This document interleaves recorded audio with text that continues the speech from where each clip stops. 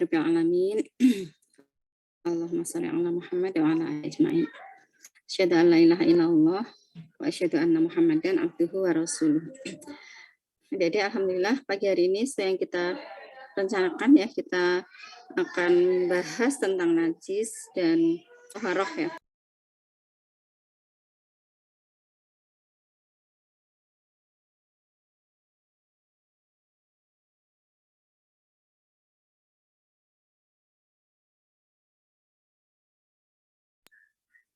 Mohon maaf nih suara bingar-bingarnya masuk ya, crowded. 50 menit ke depan ya kita akan bahas tentang najis dan toharoh ya. Saya share PPT-nya. Sudah terlihat belum adik-adik?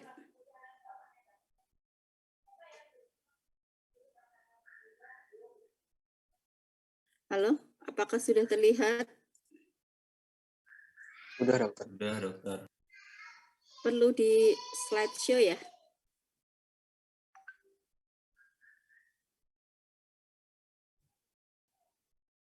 Seperti ini? Kepotong enggak adik-adik? Tidak, dokter. Ya, baik.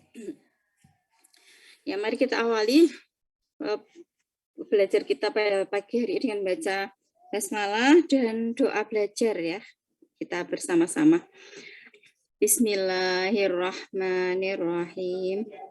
Raditu billahi rabba wa bil islami dina wa bi Muhammadin nabiyya wa rasula.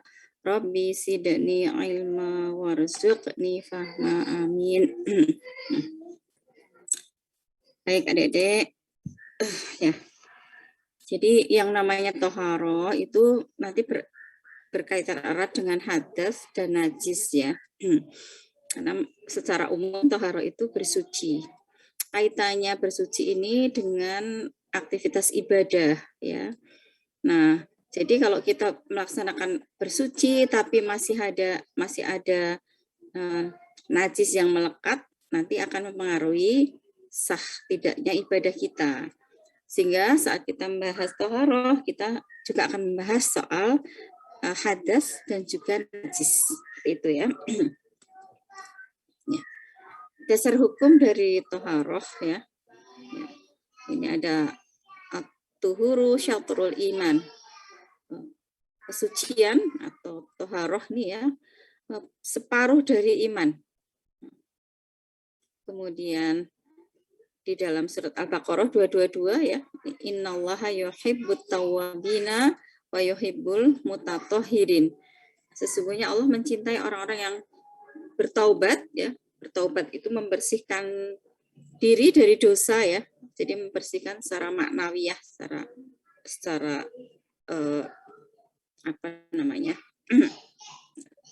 secara keimanannya ya pada Allah ya. Kemudian dan Allah mencintai orang-orang yang membersihkan diri. Nah, adik-adik di blog Tropmed ini mengapa kita mengangkat topik ini ya? Karena erat sekali kaitannya dengan yang kita pelajari di blog Tropmed ya. Tropmed atau tropical medicine adalah penyakit-penyakit infeksi yang disebabkan oleh berbagai agen infeksi ya. Yang banyak terjadi di negara-negara tropis atau daerah-daerah tropis ya. Termasuk negara kita ya, Indonesia adalah memiliki iklim tropis ya, di mana pola penyakit yang berjangkit juga mengikuti iklim tersebut.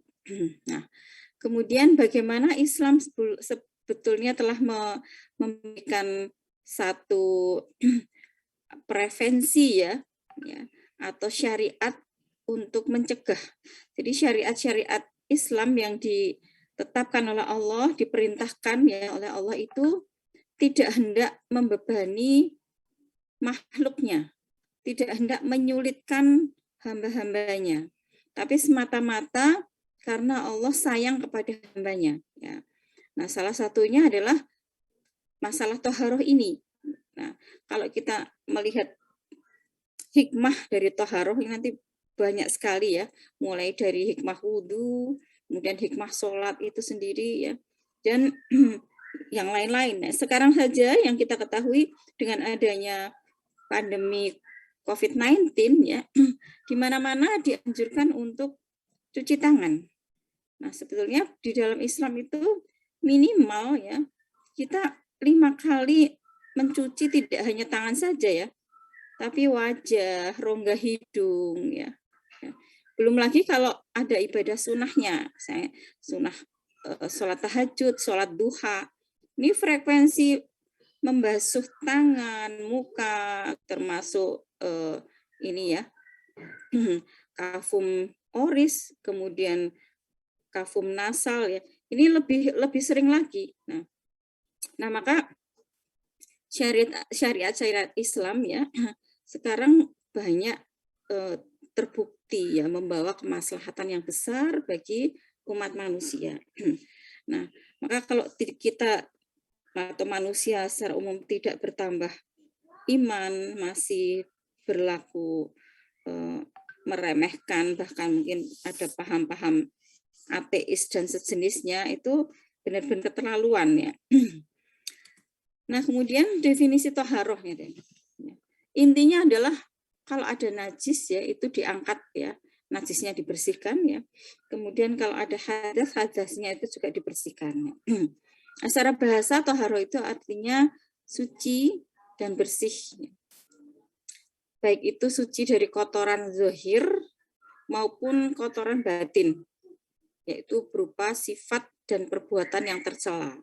Ya, makanya di dalam surat Al-Baqarah 222 tadi ya, toharoh atau Allah mencintai mutahhirin, orang yang menjaga kesucian, yaitu disandingkan dengan tawabina, ya, mencintai orang-orang yang bertaubat, ya, bertaubat. Termasuk di sini untuk menghilangkan sifat-sifat dan perbuatan tercela itu, ya. Nah, jadi seperti itu adik-adik, untuk toharoh artinya suci, ya. Ini suci dari kotoran zahir maupun kotoran batin. Kemudian secara istilah fikih ya, toharoh mensucikan diri dari najis dan hadas yang menghalangi sholat dan ibadah-ibadah sejenisnya ya. Nah, dengan media air atau tanah atau debu ya, ataupun batu. Ya. Jadi sarana untuk bersuci itu juga ada beberapa alternatif ya. Ini menunjukkan bahwa Allah memerintahkan pada hambanya itu juga tidak kaku, tidak strict, tidak hendak menyulitkan ya. Ada alternatif jika tidak ditemui air atau jika tidak memungkinkan menggunakan air ya. Dalam skenario yang sudah kita bahas kemarin itu ya. Ini pekan berapa ya, Dek? 2 ya? Pekan kedua betul ya? Penyakitnya ada demam denggi ya, DF ya. Dengue fever ya, atau DHF, dengue hemorrhagic fever, atau mungkin DSS ya, dengue shock syndrome. Nah, ini kondisi demam ya. Demam itu kita masih diwajibkan melaksanakan sholat ya, walaupun kondisi sakit. Ya. Nah, terus di mana letak mungkin kemurahannya Allah ya, mungkin ada yang mempertanyakan seperti itu. Lagi sakit masih tetap disuruh sholatnya. Nah, ada catatannya, semampu kita melaksanakannya. Kalau misalnya untuk berdiri, untuk ruku, untuk sujud, pusing, nanti mual, kita diperbolehkan dengan posisi senyaman kita ya, posisi yang dimampui oleh kita. Kemudian tadi alternatif bersuci itu tidak harus dengan air. Saat demam itu pegang air nanti bisa ndrodok atau membuat madorot yang lebih besar, maka bisa bertayamum. Ya. Jadi kewajiban beribadah kepada Allah ya itu tetap harus dilaksanakan ya. Justru disinilah ujiannya. Apakah saat diuji dengan sakit itu kita lalai atau kita tetap taat kepada Allah ya. Kemudian juga kan kita tidak diwajibkan sholat kalau sudah mati ya, nanti disolatkan ya. Selagi kita masih bisa melaksanakan walaupun hanya dengan kedipan mata atau isyarat ya itu sudah terhitung sholat dan diperbolehkan ya. Kemudian penyucian diri di sini tidak terbatas pada badan saja ya, tapi juga termasuk pakaian dan tempat ya. Kita membersihkan ya badan kita dengan wudhu misalnya, dengan mandi ya. Tapi kemudian tempat sholat kita itu ada najisnya ya. Atau pakaian yang kita pakai itu pakaian yang bernajis ya. Itu tidak memenuhi syarat ya, untuk melaksanakan ibadah sholat ya. Misalnya saja kalau terpercik air seni ya atau urin. Nah ini maka kita harus hati-hati ya adik-adik, terutama kalau kita ke toilet. Bagi yang putri maupun yang cowok ya sama saja ya. Kalau kita ke toiletnya itu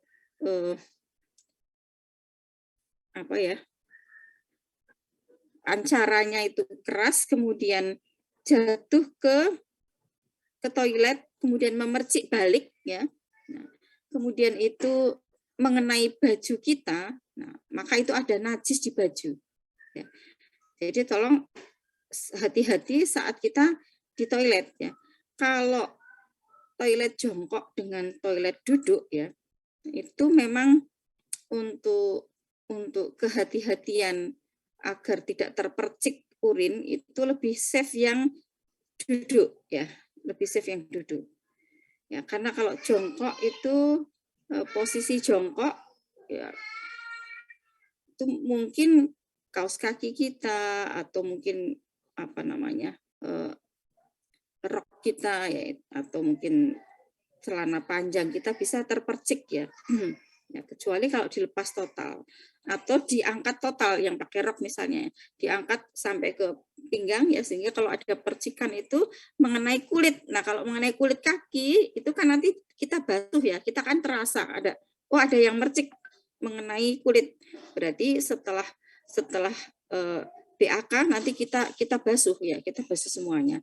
Itu untuk kehati-hatian ya, agar pakaian kemudian tempat kita untuk sholat atau untuk bersuci untuk beribadah itu benar-benar memenuhi persyaratan di sini ya. Kemudian hukum taharah. Hukum taharah atau bersuci ini wajib ya, khususnya bagi orang yang akan melaksanakan sholat ya. Ini dasarnya surat Al-Maidah ayat 6 ya, dan juga hadis Nabi ya, bahwa miftahus sholati tuhur. Kunci dari sholat itu bersuci. Jadi kalau tidak bersuci, tidak toharoh, ya sholatnya tidak memenuhi syarat, ya, tidak sah sholatnya. Ya. Nah di dalam surat Al-Maidah ayat 6 ya juga disebutkan di sini ya. Wahai orang beriman, apabila kamu hendak melaksanakan sholat, basuhlah wajahmu dan tanganmu sampai ke siku. Ya. Sapulah kepalamu dan basuh kedua kakimu sampai kedua mata kaki. Ya. Jadi di Al-Quran secara detail disebutkan ya batasannya. Nah ini juga perlu kita garis bawahi adik-adik ya. Membasuh wajah jadi sempurna. Wajah itu batas antara yang ditumbuhi rambut dengan yang tidak ditumbuhi rambut yang di wajah kita ya. Sampai ke ini ya. Sampai ke dagu ya, dan lipatannya batas antara dagu dengan leher. Kemudian tangan itu sampai ke siku. Kadang saya melihat ada yang wudhu itu hanya icik-icik ya, cepetan udah ya.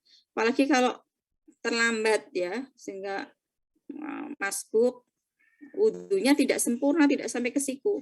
Padahal ini merupakan rukun ya, rukun. Kalau rukun tidak terpenuhi, tidak sah wudhunya. Kalau wudhunya tidak sah, ya akhirnya sholatnya pun juga tidak sah. Gitu ya. Kemudian sampai dengan kedua mata kaki. Jika kamu junub, maka mandilah. Dan jika kamu sakit, nah, yang ada di skenario itu ya, atau dalam perjalanan, misalnya saat kita di kendaraan umum, kalau kendaraan pribadi kita bisa menepi ya untuk sholat dulu gitu ya. Tapi kalau kita rombongan ada di kendaraan umum, kemudian melampaui waktu sholat, nah ini di sini kemudian kira-kira nanti sampai di tempat tujuan itu sudah habis waktu sholatnya, ya. Nah, ini kita harus melaksanakan sholat ya di kendaraan, jadi dalam perjalanan. Ya. Atau kembali dari tempat buang air atau menyentuh perempuan, maka jika kamu tidak memperoleh air, maka bertayamumlah dengan debu yang baik. Ya. Kemudian nanti caranya kita bahas ya. Caranya usaplah wajahmu dan tanganmu dengan debu itu. Jadi wajah dengan tangan, kaki tidak. Ya. Kalau itu berkaitan dengan mandi junub ya, mandi junub kan mandi besar ya, harus keramas, tidak harus pakai sampo ya, keramas. Pokoknya dibasuh sampai semuanya terbasahi ya. Itu bukan berarti terus nanti dengan debu, gulung-gulung debu, rambutnya semua harus kena debu, tidak ya. Tetap hanya wajah dan tangan. Ya. Allah tidak ingin menyulitkan kamu, tetapi Dia hendak membersihkan kamu dan menyempurnakan nikmat-Nya bagimu agar kamu bersyukur. Ya. Kemudian alat untuk bersuci, ya. Alat yang digunakan ini bisa air, debu, batu, atau benda padat lain seperti daun, tisu, ya, yang bukan berasal dari najis atau kotoran. Ya. Karena kalau membersihkan dengan alat yang najis, ya maka tidak mengangkat najis, ya justru malah memperparah ya. Benda padat tersebut digunakan khususnya ketika tidak ada air ya. Namun jika ada air yang bisa digunakan bersuci, disunahkan lebih dulu menggunakan air ya. Ya, kecuali kondisi-kondisi tertentu ya. Misalnya tadi saat sakit, saat di perjalanan ya. Walaupun ada air aqua gitu ya. Tapi itu untuk minum ya, tidak untuk digunakan untuk berwudu.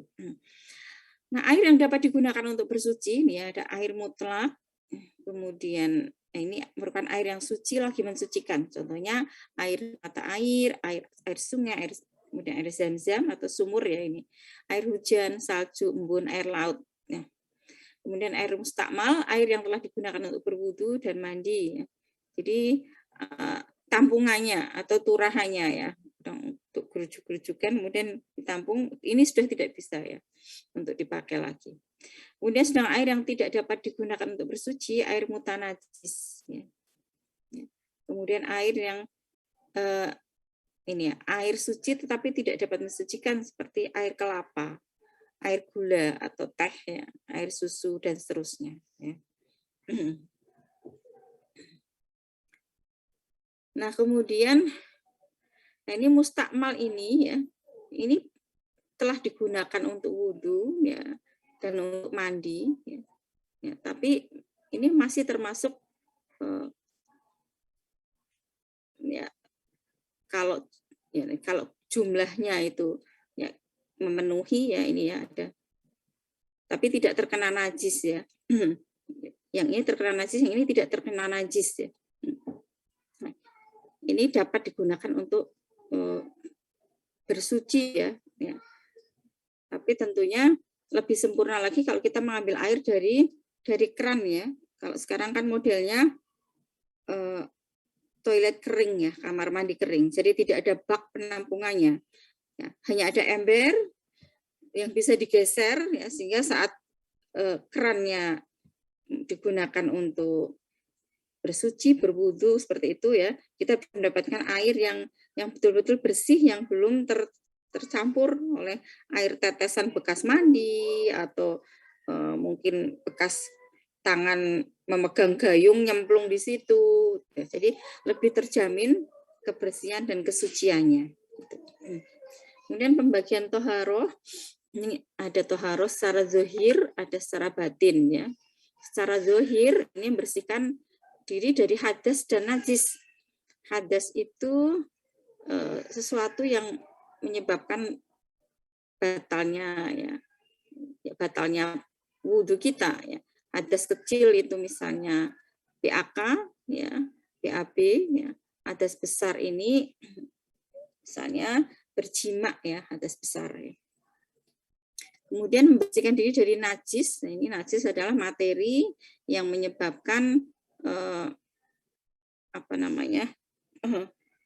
yang menyebabkan suatu ibadah ya itu tidak bisa memenuhi persyaratan karena adanya adanya zat atau materi yang sifatnya najis ya. Ada najis yang aini dan hukmi ya.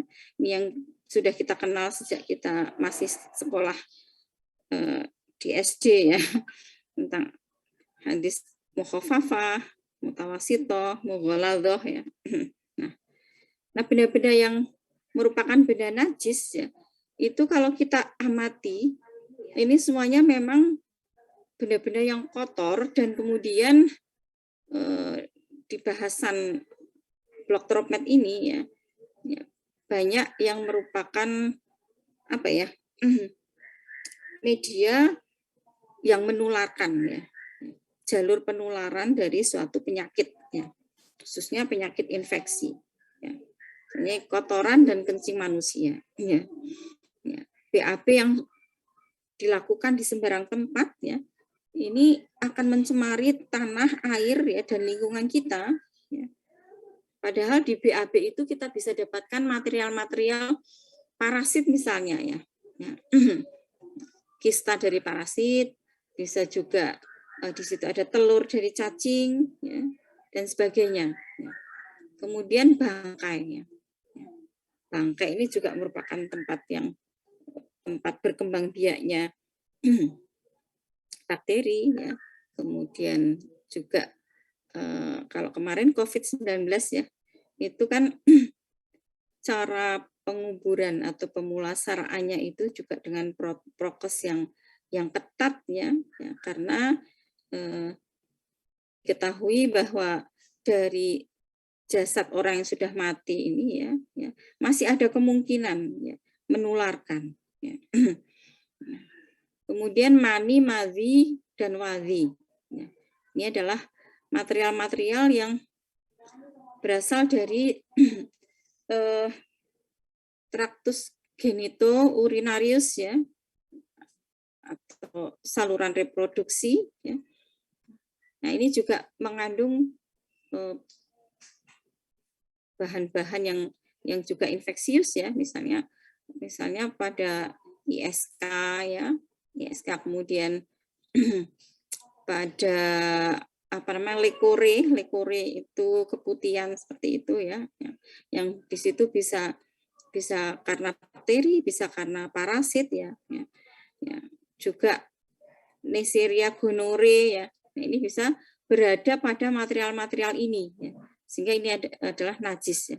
Nah, kita hanya bisa mencari hikmah di balik ditetapkannya di dalam agama itu benda-benda najis yang harus kita eliminasi saat kita baik kita akan beribadah maupun tidak ya.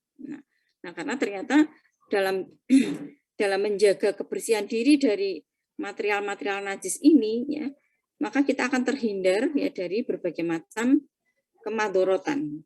Kemudian kotoran dari binatang yang tidak halal dikonsumsi. Kotoran dari binatang yang tidak halal dikonsumsi. Darah ya. Binatang yang tidak halal dikonsumsi itu apa? Misalnya anjing, kucing seperti itu ya, binatang yang bertaring ya. Nah, itu kotorannya juga najis. Jadi bagi yang cat lover ya, itu perlu diperhatikan BAB dan BAK-nya. Kalau tidak dilokalisir di satu tempat, kemudian dia belum cebok ya, terus guling-guling di kasur, atau mungkin dusel-dusel di tempat, di sajadah kita yang kita gunakan untuk sholat ya. Ini harus hati-hati, ya, mungkin sisa-sisa yang nempel itu masih merupakan najis ya, yang harus kita eliminasi ya. Kemudian darah, homer, minuman keras, rum, muntahan, ya, sesajen, liur anjing dan babi. Gitu. Nah kalau dikelompokkan ada najis yang ringan, sedang dan berat ya. Yang ringan ini contohnya kencing bayi laki-laki yang hanya mengkonsumsi ASI, jadi belum mengkonsumsi apapun ya.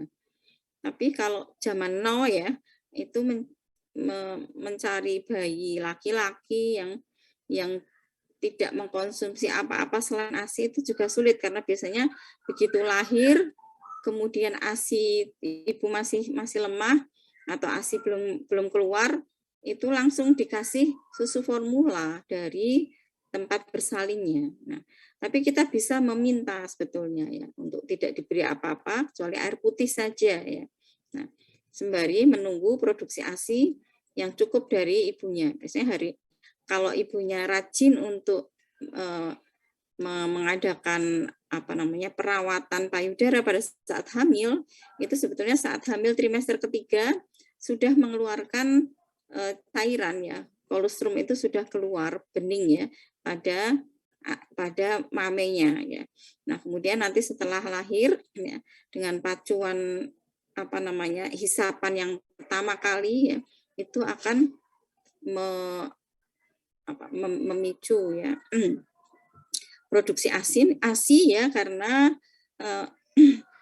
ada rangsangan atau stimulasi yang menyebabkan hormon oksitosin ya itu disekresikan lebih banyak ya. Nah, ini jadi kita pastikan belum makan atau minum apa-apa ya kecuali ASI saja. Nah, ini kalau bayinya itu pipis ya, ini cukup diperciki air ya atau dilap ya, kemudian diperciki sudah. Itu najis yang paling ringan. Kemudian yang mutawasitoh dicuci dengan air dan dibilas sampai hilang bau, rasa, warna. Bau, rasa, warna. Ya. Kadang rasa dan warna ya jarang ya kita merasakan. Warna sudah hilang, nampaknya bersih. Tapi saat dicium masih ada bau, berarti itu belum hilang. Material najisnya masih tertinggal di situ. Kita cuci lagi ya sampai betul-betul hilang ya. Terutama ini ya misalnya kencing ya, kotoran manusia ya, muntahan, juga darah ya, darah haid misalnya ya. Ini harus betul-betul tidak ada warna penampakannya ya, kemudian tidak ada baunya. Untuk mughaladzah ini yang terkenal ya, liur anjing dan babi ini dibasuh 7 kali. Dan kali pertama itu dengan debu atau dengan tanah. Ya, ini keterangannya untuk kencing dan kotoran manusia. Ya, ini yang termasuk najis paling ringan adalah kencing bayi laki-laki tadi. Ya, ini dasarnya kencing bayi perempuan ini dulu ya dari Ummu Qais binti Mihsom. Bahwasanya ia datang dengan anak laki-lakinya yang masih kecil. Anaknya tersebut belum mengkonsumsi makanan. Ia membawa anak itu ke hadapan Rasulullah. Kemudian beliau lantas mendudukkan anak tersebut di pangkuannya. Anak tersebut akhirnya kencing di pakaian beliau. Beliau lantas meminta diambilkan air dan memercikkan bekas kencing tersebut tanpa mencucinya. Jadi cuma dipercikan. Jadi di situ ada pengenceran ya, pengenceran dari material kencing bayi yang masih minum ASI saja. Kemudian kencing bayi perempuan itu dicuci, sedangkan bayi laki-laki diperciki. Ini di hadis yang lain. Kemudian kencing dan kotoran manusia pada umumnya ini ya, selain bayi ya, yang itu termasuk hadis najis mutawasitoh. Suatu saat seorang Arab Badui kencing di masjid, lalu sebagian orang sahabat berdiri, kemudian Rasulullah bersabda, biarkan, jangan hentikan kencingnya. Ya, jadi biar lego dulu ya, biar tuntas dulu ya. Setelah orang Badui itu menyelesaikan hajatnya, Nabi lantas meminta 1 ember air untuk menyiram kencing tersebut. Jadi digelondor agar hilang materialnya sama sekali. Tidak cukup hanya diperciki ya. Kemudian di hadis yang lain, jika salah seorang di antara kalian menginjak kotoran dengan alas kakinya, maka tanahlah yang nanti mensucikannya. Dan bangkai yang kedua ya. Bangkai ini juga najis ya. Yaitu hewan-hewan yang disembelih tanpa menyebut nama Allah. Itu yang pertama. Kemudian disembelih dengan menyebut nama selain Allah. Jadi yang untuk tumbal ya, untuk sajen seperti itu. Atau bangkai dari hewan yang mati tanpa disembelih karena sakit, karena tua, karena kecelakaan. Ini juga termasuk bangkai. Nah, termasuk kategori bangkai ini disebutkan dalam surat Al-Maidah ayat 3 ya. Diharamkan bagimu memakan bangkai, darah, daging babi, daging hewan yang disembelih atas nama selain Allah, yang tercekik, yang terpukul, yang jatuh, yang ditanduk, yang diterkam binatang buas, kecuali sempat kamu menyembelihnya dan diharamkan bagimu yang disembelih untuk berhala. Jadi disembelih bukan selain atas nama Allah ya. Dan diharamkan juga mengundi nasib dengan anak panah. Mengundi nasib dengan anak panah itu adalah kefasikan. Pada hari ini orang-orang kafir telah berputus asa untuk mengalahkan agamamu. Sebab itu janganlah kamu takut kepada mereka dan takutlah kepadaku Allah. Pada hari ini telah kusempurnakan untuk kamu agamamu dan telah kucukupkan padamu nikmatku dan telah kuridhoi Islam jadi agama bagimu. Maka barang siapa terpaksa karena kelaparan tanpa sengaja berbuat dosa, sesungguhnya Allah Maha Pengampun lagi Maha Penyayang. Nah, ini kasus kalau misalnya kelaparan dan tidak ada yang dikonsumsi ya, maka dan menemukan bangkai ya, ini dibolehkan tapi tidak berlebihan ya. Pernah ada satu kisah ya, seorang salafus soleh ya, orang soleh suami istri itu ingin sang istri sedang hamil ngidam gitu ya, ngidam. Dan tiba-tiba dari tetangga sebelah itu sedang memasak daging yang baunya itu tercium sampai ke rumah pasangan suami istri ini ya. Nah, kemudian si istri karena ngidam itu pengen banget minta tertarik ya, seleranya tergugah untuk mencicipi bau masakan tetangganya. Kemudian suaminya akhirnya disuruh untuk mencari sumber bau enak itu dan ditemukanlah di rumah tetangganya ya, rumah seorang tua janda dengan anak yang banyak, anak yang kecil-kecil ya. Dia kemudian ditanya sedang masak apa ya, sedang masak daging sambil mengaduk-aduk, memang baunya itu sangat harum ya, sangat menggugah selera ya. Kemudian disampaikanlah oleh si suami ini bahwa sesungguhnya istriku sedang hamil dan ngidam ya, dan dia mencium bau masakan Anda dan kalau boleh saya mau nempel ya, beli ya. Terus dijawab oleh wanita tadi bahwa sesungguhnya masakan ini halal bagi kami tapi haram bagi Tuhan ya. Terus ini enggak mudeng, maksudnya ini sang suami dari istri yang hamil.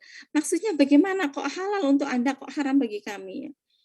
Karena kami ya dengan anak-anak ini sudah 3 hari tidak makan ya, dan kami menemukan bangkai dan kami masak ya. Tidak ada yang bisa kami makan selama 3 hari sehingga anak-anak sudah pada rewel kelaparan ya. Nah, sedangkan Tuhan adalah orang yang berada ya, bisa mendapatkan makanan lain yang lebih baik ya. Nah, itu jadi dibolehkannya makan bangkai tapi hanya sebatas ya, tidak berlebihan, sebatas untuk menyelamatkan jiwa atau nyawa saja ya. Tidak kemudian jebulannya enak ya sesuk golek meneh gitu, tidak seperti itu ya. Nah, akhirnya si pasangan suami istri tadi itu ya sampai kaget ya, punya tetangga yang sampai makan saja nggak bisa ya. Kemudian dia mensedekahkan kepada wanita janda dan anak-anaknya itu ya. Kemudian termasuk kategori bangkai juga ini ya. Rasulullah bersabda, apa-apa yang dipotong dari binatang yang masih hidup adalah bangkai. Ya. Jadi binatang yang masih hidup, misalnya ya, punya piaraan ya, sapi misalnya ya. Tapi ini ya nggak mungkin juga ya. Terus diambil dagingnya dari pantatnya gitu ya, nyicil ya. Ini termasuk kategori bangkai ya. Apa-apa yang dipotong dari binatang yang masih hidup ya. Ini tidak boleh dikonsumsi. Kemudian untuk pengecualian ya dari bangkai yang termasuk kategori bangkai itu ada pengecualian, yaitu boleh dikonsumsi, yaitu bangkai ikan dan belalang. Ya, dalilnya kami dihalalkan 2 bangkai dan darah. Adapun 2 bangkai adalah ikan dan belalang, sedangkan 2 darah adalah hati dan limpa. Ya, karena ini adalah organ pabrik ya, pabrik pembuat darah ya. Kemudian dihalalkan bagimu binatang buruan laut dan makanan yang berasal dari laut sebagai makanan yang lezat bagimu, dan bagi orang-orang yang dalam perjalanan Dan diharamkan atasmu menangkap binatang buruan darat selama kamu dalam ihram. Dan bertakwalah pada Allah, yang kepadanya lah kamu akan dikumpulkan. Ya.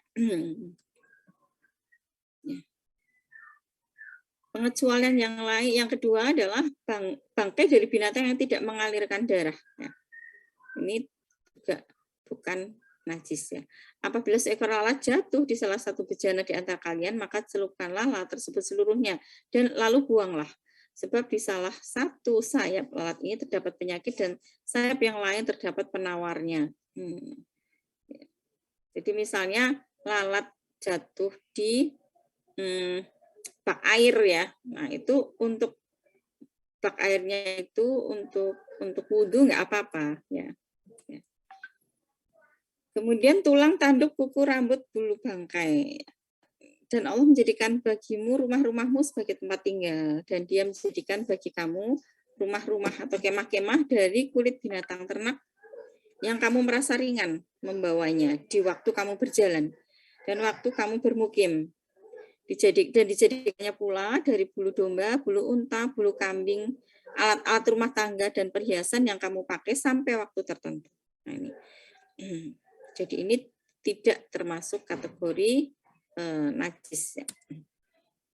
Kemudian mani, wali, dan madhi. Ya. Dalam salah satu hadis riwayat Baihaqi ya, aku termasuk orang yang sering keluar madhi. Namun aku malu menanyakan hal ini kepada Nabi Shallallahu Alaihi Wasallam dikarenakan kedudukan anaknya atau Fatimah di sisiku. Lalu aku memerintahkan Miqdad bin Aswad untuk bertanya. Beliau bersabda, perintahkan dia untuk mencuci kemaluannya. Kemudian suruh berwudu. Nah, ini ya. Keluarnya madhi itu material ya yang keluar dari alat reproduksi ya yang berkaitan dengan ya syahwat ya ataupun ya, kalau yang keluar karena jima ya itu kan mani ya, mani. Jadi madhi itu karena terangsang ya, karena terangsang. Nah, pada orang ya usia reproduktif ya, usia muda ini kadang kalau tidak sengaja melihat sesuatu ini bisa terangsang ya. Nah, kemudian keluar cairan madhi ini ya. Nah, cairan ini ya ketika ditanyakan kepada Rasulullah kasus ini, maka diperintahkan untuk mencuci kemaluannya, kemudian suruh berwudu. Berarti ini najis ya. Ya, najis dan untuk membersihkannya, untuk menghilangkan harus dicuci ya. Kemudian kalau akan beribadah, akan melaksanakan sholat, ya ini harus berwudu. Jadi keluarnya madhi ini ya, mengharuskan dihilangkan material madhinya dan kemudian berwudu atau bersuci. Ya.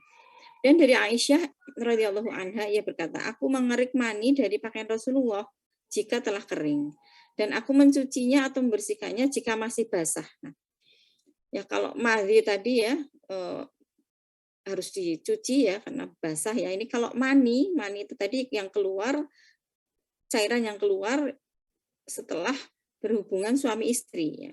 Jadi di sana ada pengandung sperma ya. Nah, mani ini kalau terkena baju nah, itu kalau dia kemudian sudah kering, ini cukup dikerik saja ya, dihilangkan.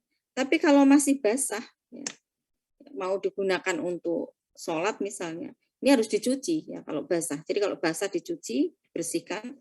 Kalau sudah kering misalnya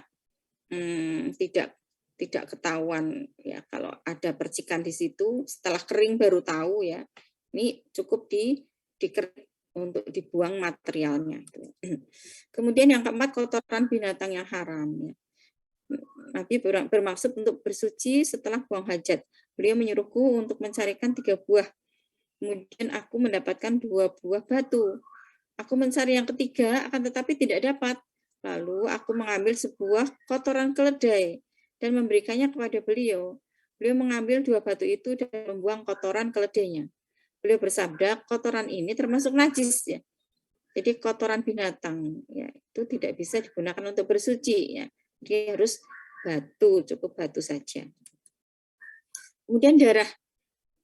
Nabi bersabda mengenai darah haid yang mengenai pakaian, maka hendaknya dibuang dan dikerik, kemudian dikucek dengan air dan diguyur. Barulah diperbolehkan sholat dengan pakaian tersebut. Ya. Nah, ini darah ya.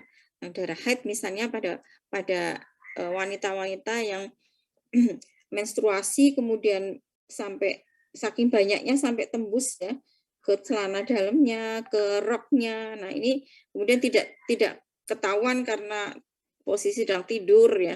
Nah, ini yang melekat pada baju ini harus dihilangkan sampai hilang wujudnya ya, warnanya, kemudian baunya ya, maupun rasanya. Itu darah ya. Kemudian homer ya. Sesungguhnya meminum homer, berjudi, berkurban untuk berhala, mengundi nasib dan panah termasuk perbuatan setan yang keji. Maka jauhilah ya. Homer, kemudian muntahan juga ya. Muntahan itu najis ya. Yang dikategorikan muntahan adalah yang sudah masuk ke dalam proses pencernaan, jadi sudah masuk ke lambung ya. Ya, kalau masih di rongga mulut kemudian lepehan ya itu bukan muntahan ya. Sepanjang belum masuk ke lambung itu belum masuk ke kategori najis ya. Kalau sudah masuk ke lambung itu cirinya kalau dari orang yang muntah rasanya asam ya. Kemudian baunya juga asam ya. Diketahui dari perubahan warna, tekstur, bau, dan rasa. Jika muntahan telah berubah dari wujud serupanya, maka ia telah digolongkan dalam najis. Kemudian sesajen, ini juga termasuk kategori yang najis ya. Sehingga Allah mengharamkan bangkai darah ya. Tetapi barang siapa dan binatang yang ketika disembelih disebut nama selain Allah ya. Jadi dipersembahkan untuk selain Allah ini. Sajen itu kan untuk selain Allah. Babi sudah jelas, liur anjing jelas ya, ini najis mughaladhah, najis berat ya. Cara mensucikannya, bejana di antara kalian apabila dijilat anjing adalah dicuci 7 kali dan awalnya dengan debu atau tanah. Kemudian toharoh yang pertama adalah berwudu ya, berwudu ya. Allah tidak menerima sholat kalian jika berhadas sampai kalian berwudu. Jadi ini syarat sahnya sholat adalah berwudu. Ya. Sementara wudu bisa batal oleh adanya beberapa hal termasuk tadi ya hadas ya, BAB, BAK termasuk flatus ya. Cara berwudu gini ya. Dari Umron Maula Utsman bin Affan, ia berkata bahwa ia melihat Utsman bin Affan membawa air untuk berwudu. Kemudian ia menciduknya dari bejana dengan kedua telapak tangannya, mencucinya 3 kali. Kemudian ia memasukkan tangan kanannya ke dalam air tersebut, lalu berkumur-kumur. Ya. Jadi pertama mencuci kedua telapak tangan ya 3 kali. Ya. Kemudian memasukkan tangan kanan untuk berkumur, kemudian istinsyak ya dan istinsyar sembari dikokop ya ke hidung ya. Kemudian membasuh mukanya 3 kali, kedua tangan sampai dengan siku 3 kali, lalu mengusap kepalanya, kemudian kedua kakinya sampai dengan mata kaki 3 kali. Kemudian ia berkata, aku melihat Nabi SAW berwudu seperti ini. Kemudian beliau berkata, barang siapa yang berwudu seperti ini, kemudian sholat 2 rakaat dengan khusyuk, ya, maka Allah akan mengampuni dosa-dosanya di masa lalu. Jadi sholat 2 rakaat sholat sunnah ya, bisa sholat syukril wudu, bisa sholat tahiyatul masjid ya. Jadi kalau diurutkan seperti ini ya, yang pertama tentunya niat ya, niat semata-mata ingin membersihkan, ingin bersuci karena Allah Ta'ala. Kemudian mencuci tangan, ya kedua telapak tangan 3 kali, kumur-kumur ya sembari dihirup 3 kali. Kemudian mencuci dan membasuh muka 3 kali, mencuci dan membasuh tangan sampai siku 3 kali, mengusap kepala ini cukup sekali ya, sekali ya. Ke belakang sampai leher belakang, kemudian ke depan ya, kemudian sekaligus ke telinga, kedua telinga. Terakhir membasuh kaki 3 kali ya. Nah, ini lengkapnya berniat tidak diucapkan ya, kemudian membaca basmalah ini beserta dalil-dalilnya ya, mencuci kedua telapak tangan ya. Nah, ini kalau kita kerjakan di 5 kali minimal ya, 6 kali dengan duha, 7 kali dengan tahajudnya ya. Itu Masya Allah ya, benar-benar bersih kita ya. Seorang muslim itu orang yang sangat sangat menjaga kebersihan dan bonusnya sehat ya. Kemudian berkumur ya, menghirup air ke hidung ya, dan menyembur air keluar ya. Ya. Membasuh muka, ini batasan muka ya. Kalau pada laki-laki ya, dari tempat batas tumbuhnya rambut kepala di atas kening hingga dagu ya. Ini batas muka. Sampai perbatasan ke depan telinga ini masih muka ya. Jadi jangan hanya ini saja ya, depan ini aja ya, tapi sampai ke ya, perbatasan dengan telinga ya. Ini harus terbasuh air ya. Sehingga wudhu kita sempurna. Tangan sampai siku pastikan betul-betul sampai siku ya. Kemudian mengusap. Nah, ini ya. Caranya mengusap kepala sekali saja ke belakang ya, ke belakang sampai leher belakang, kemudian balik ke depan, terus terakhir telinga gitu ya. Ini satu usapan, satu gerakan yang berangkaian. Nah, yang mengusap telinganya sampai ke dalam ya, ke dalam liang telinga. Terakhir kaki. Jangan lupa berdoa selesai wudhu ya. Asyhadu alla ilaha illallah wahdahu la syarikalah wa asyhadu anna Muhammadan abduhu wa rasuluh. Ya. Jadi dihafalkan ya, Dedek, doanya ini ya. Ada yang menambahkan Allah maj'alni minat tawabina wa ja'alni minal mutatahhirin ya. Tapi kalau yang tuntunan dari Rasulullah sampai pada ini saja ya. Mandi ini juga termasuk bersuci ya, atau toharoh. Tadi yang pertama wudhu, yang kedua mandi ya. Dasar hukumnya ini, jika kalian dalam keadaan junub maka mandilah, Al-Maidah ayat 6 ya. Jangan pula menghampiri masjid sedang kamu dalam keadaan junub kecuali sekedar berlalu saja hingga kamu mandi. Jadi orang yang junub itu juga tidak boleh berdiam di masjid ya, kecuali lewat saja. Ya, mandi itu ada mandi wajib, mandi sunnah ya. Mandi sunnah kita ya ketahui setiap hari Jumat ya. Hari Jumat mandi sunnah. Karena hari Jumat merupakan hari raya ya. Hari raya umat Islam, persiapan untuk sholat Jumat ke masjid ya. Juga mandi sunnah pada saat Idul Fitri, Idul Adha seperti itu ya. Yang mandi wajib ya ini ada sesuatu yang menyebabkan ya mandi. Untuk syarat mandi ini hadas besar dan hendak sholat ya. Dan tidak ada uzur untuk mandi. Nah ini artinya uzur misalnya sakit ya, atau di perjalanan ya. Saya pernah bersamaan dengan teman yang sedang haid tapi sudah hari terakhir ya. Sebetulnya sudah bersih tapi dia ya karena perjalanannya ini cukup lama ya. Nah, dia tidak mau menunggu sampai tiba di tempat tujuan karena nanti akan kehilangan waktu sholat, beberapa waktu sholat ya. Nah ini akhirnya mau sholat tapi dia dalam kondisi hadas besar ya. Kemudian ya itu ya bisa dengan tayamum kalau ada uzur ya uzur. Kalau tidak ada uzur tidak sedang sakit parah ya. Nah, itu harus mandi. Wajib mandi wajib itu dilakukan jika yang pertama jima ya. Baik keluar mani atau tidak keluar mani. Ya. Kemudian keluar mani walaupun bukan jima, misalnya mimpi ya. Ya. Mimpi itu yang tidak sengaja. Kalau yang sengaja nggak tahu ini ya. Terus yang ketiga selesai haid dan nifas ya. Selesai haid dan nifas pada ibu melahirkan ya, atau pada perempuan setiap bulannya ini. Meninggal dunia ini juga wajib mandi, masuk Islam juga wajib mandi. Jadi mu'alaf itu ya diwajibkan mandi. Ya. Untuk mandi sunnah, mandi Jumat, sebelum sholat Id, ya, sebelum ihram, sebelum masuk Makkah, sebelum mengulangi jima, ya.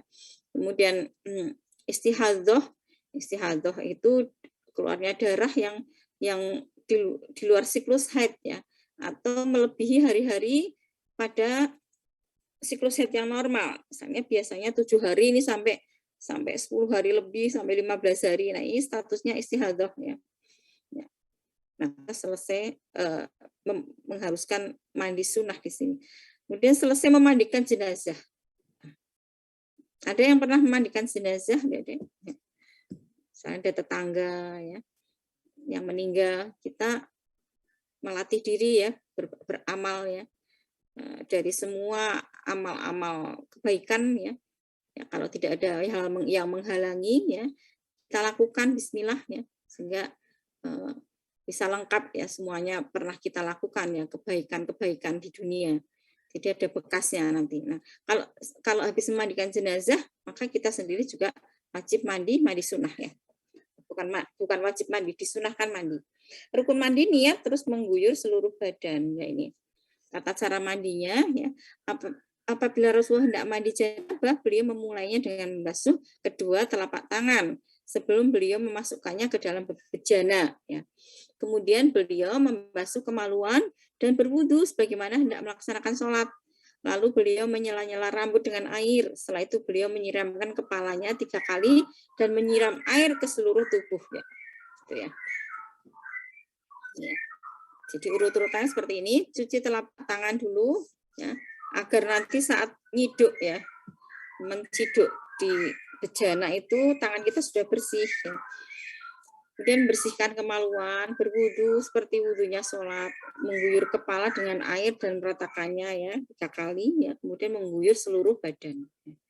Kemudian tayamum nih, yang terakhir tayamum, dasar hukumnya An-Nisa 43, jika kalian sedang sakit atau musafir atau buang air besar atau menyentuh wanita, kemudian tidak mendapat air, ya, maka bertayamumlah dengan tanah yang baik.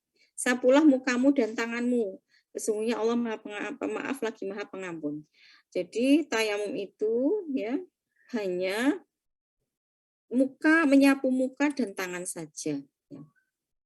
Dalam hadis riwayat Muslim, dijadikan bagi kami umat Nabi permukaan bumi sebagai tohur, sesuatu yang digunakan untuk bersuci atau untuk tayamum jika kami tidak menjumpai air. Ya. Nah ini sebab yang membolehkan tayamum, tidak ada air, sakit, musafir, sangat dingin ya, sangat dingin. Saat dingin-dinginnya Indonesia tetap nggak ada yang dingin di kutub ya. Ini artinya dingin itu ya seperti ya, yang tidak bisa mentolerir lagi tubuh kita. Kemudian kondisi yang tidak aman ya. Kemudian kesulitan. Ini sebab-sebab tayamum ya atau uzur untuk menggunakan air, tidak bisa menggunakan air. Wah, ini maaf ambiar nih ya. Ambiar pun saya edit lagi. Maka bertakwalah kalian kepada Allah menurut kesanggupan kalian ya.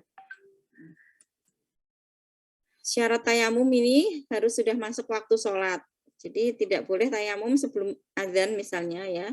Terus atau sudah tayamum kemudian untuk sholat sekalian nanti maghrib dan isya gitu. Ini kan belum adzan ya isyanya. Ini juga tidak boleh, nanti harus tayamum lagi.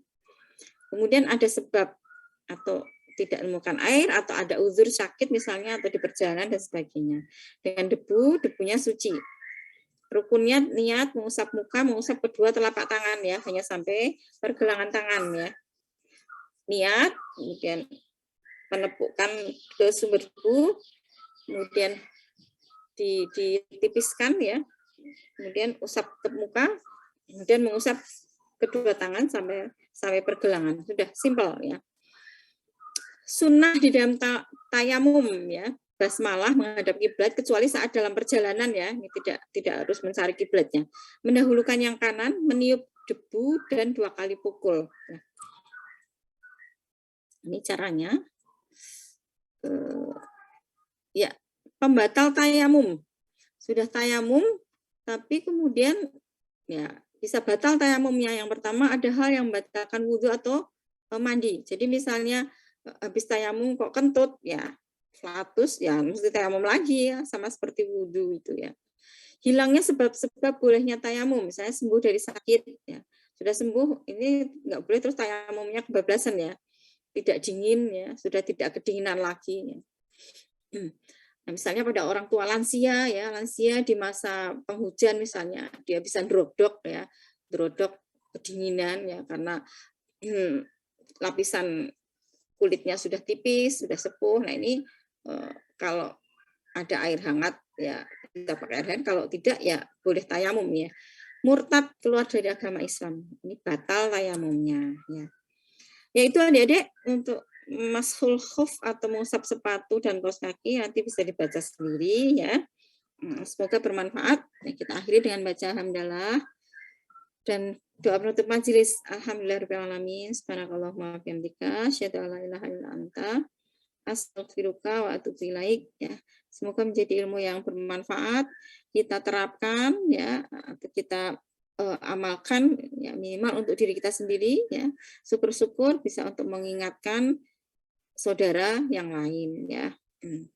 Demikian mau persiapan untuk praktikum parasit juga ya, Dede ya. Saya akhiri. Assalamualaikum warahmatullahi wabarakatuh. Waalaikumsalam warahmatullahi wabarakatuh. Terima kasih, Dokter. Ya, sama-sama. Ya. Saya Alif ya. Assalamualaikum.